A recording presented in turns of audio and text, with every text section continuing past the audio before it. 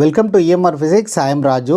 11th Physics Unit 3 Laws of Motionல இப்போ நம்ம பார்க்க போகிற topics angle of friction, angle of repose, அப்புறம் for an inclined plane angle of friction is equal to angle of repose அப்படின்னு prove பண்ண போகிறோம். இதெல்லாம் ரொம்ப முக்கியமான டாபிக்ஸ். அடிக்கடி இதிலிருந்து கொஸ்டின்ஸ் கேட்பாங்க.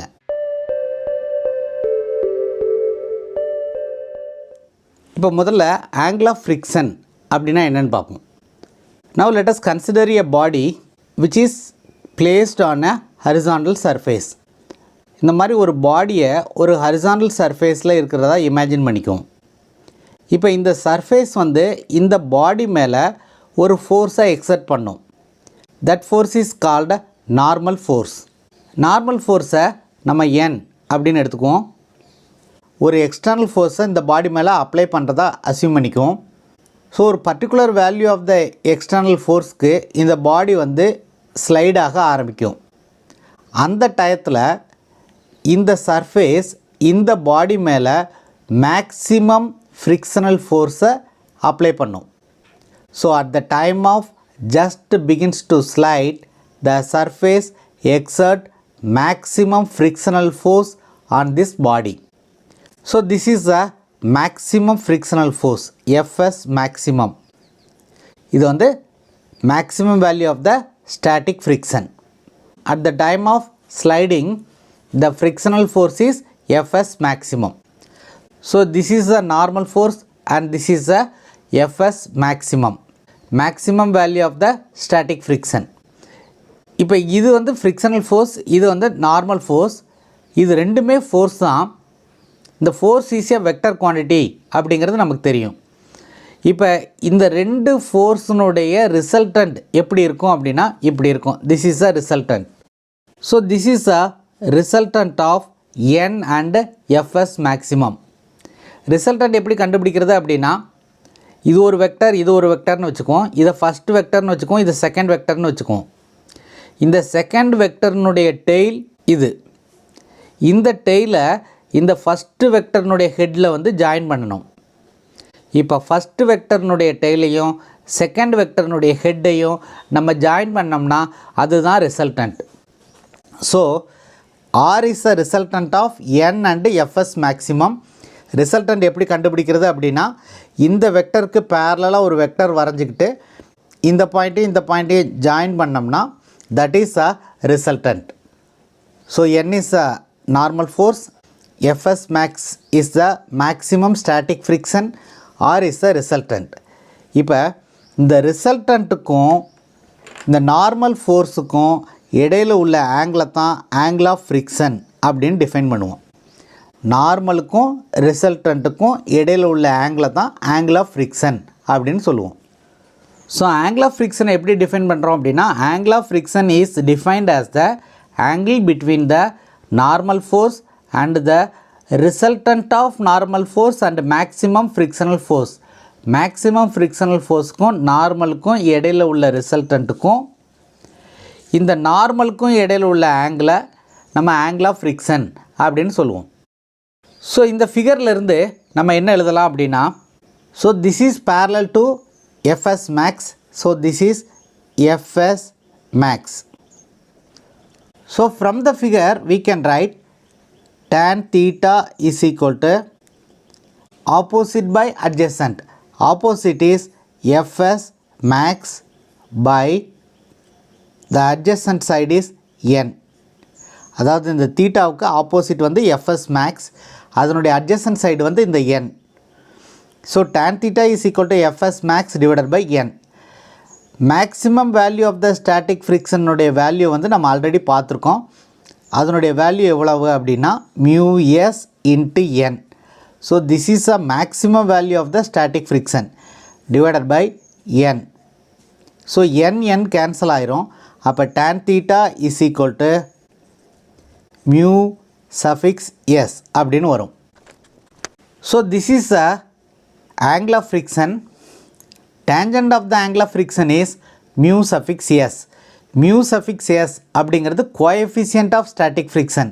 So coefficient of static friction is equal to tangent of the angle of friction. இப்போ இந்த ஆங்கிள் ஆஃப் ஃப்ரிக்ஷனுடைய வேல்யூ இஸ் தீட்டா. தீட்டா வந்து நம்ம சஃபிக்ஸில் எஃப்னு போட்டுக்கிறோம்.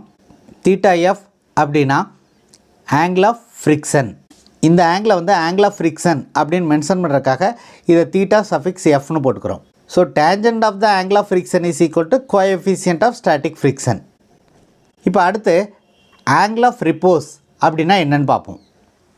இப்போ ஆங்கிள் ஆஃப் ரிப்போஸ் அப்படின்னா என்னென்னு பார்ப்போம்.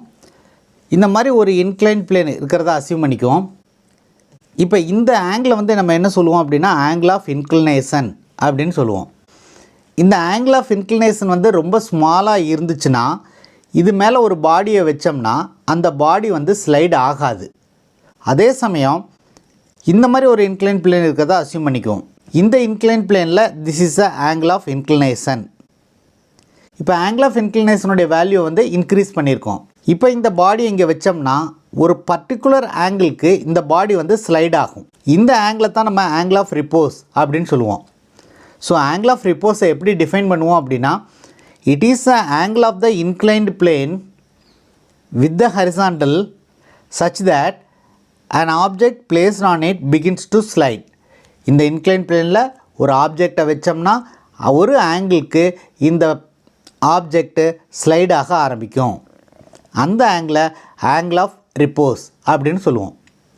Now let us take this angle of repose is equal to theta suffix r அப்படின்னு எடுத்துக்குவோம். So theta suffix r is the angle of repose. இந்த ஆங்கிள் theta rனா இந்த ஆங்கிளும் theta r. இது ஆல்ரெடி நம்ம பார்த்துருக்கோம். ப்ரீவியஸ் வீடியோவில் இந்த ஆங்கிளும் theta r அப்படிங்கிறத நம்ம ப்ரூவ் பண்ணியிருக்கோம். So now let m is the mass of the body. There is a gravitational force which is mg and it is acting in the downward direction. And this inclined plane is exerting a normal force on this body and this is normal force. We can resolve mg into two components. One is mg cos theta and this one is mg sin theta. ஒரு வெக்டரை ரெண்டு காம்போனண்ட்டாக resolve பண்ணலாம். mgங்கிறது gravitational force. So force is a vector quantity. ஃபோர்ஸையும் நம்ம ரெண்டாக resolve பண்ணலாம். mg cos theta mg sin theta. So mg cos thetaங்கிறது இந்த டைரக்ஷனில் இருக்கும், mg sin thetaங்கிறது இந்த டைரக்ஷனில் இருக்கும். Now the body is just begins to slide. அந்த ஆங்கிளை தான் நம்ம ஆங்கிள் ஆஃப் ரிப்போஸ் அப்படின்னு டிஃபைன் பண்ணியிருக்கோம். இங்கே வந்து சஃபிக்ஸில் ஆர் போட்டுக்கணும், நம்ம லாஸ்ட்டில் ஆர் போட்டுக்கலாம். Since the body is just begins to slide, the inclined plane is exerting a frictional force on this body.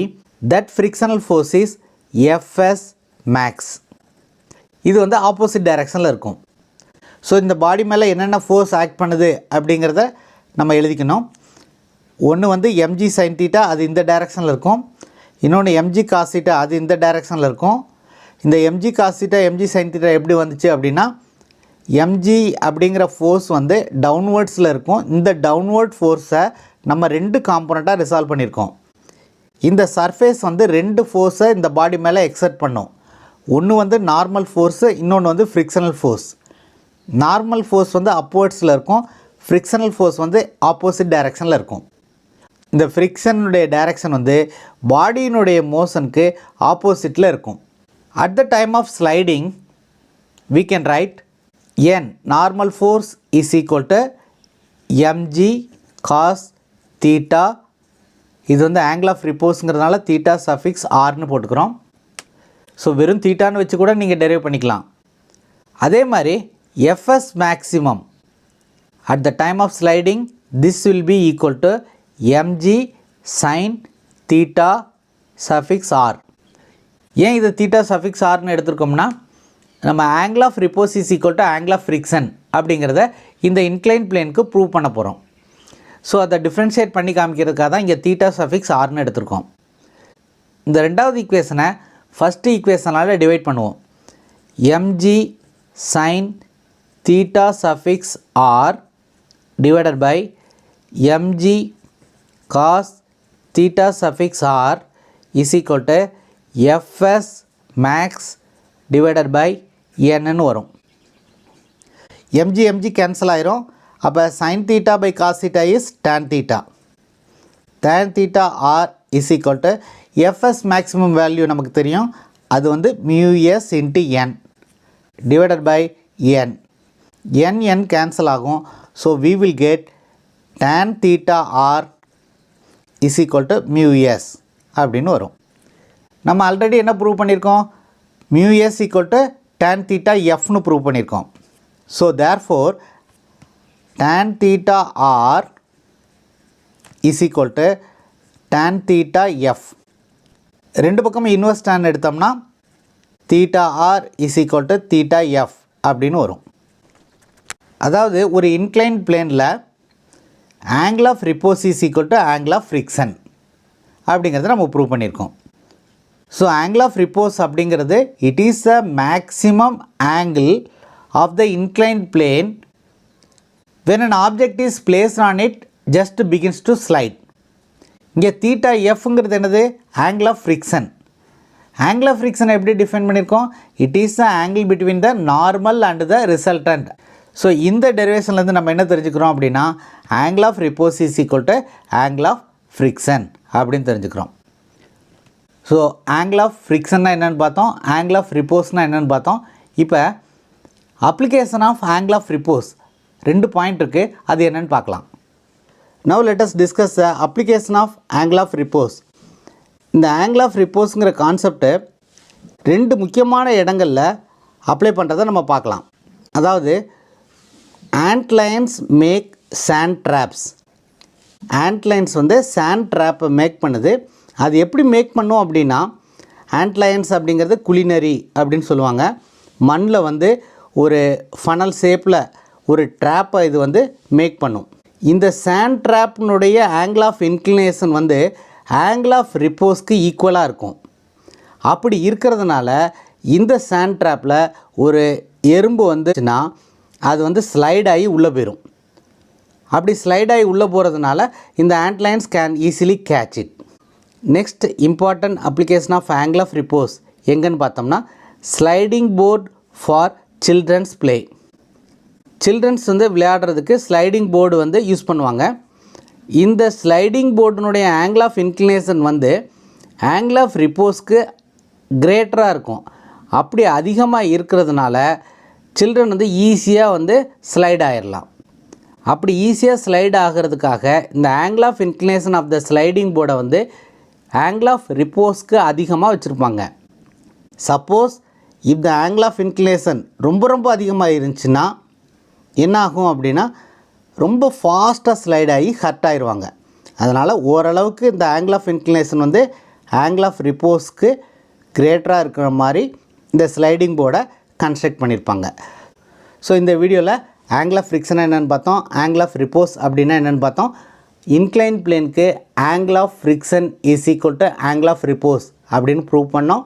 Next application of angle of repose பற்றி பார்த்தோம்.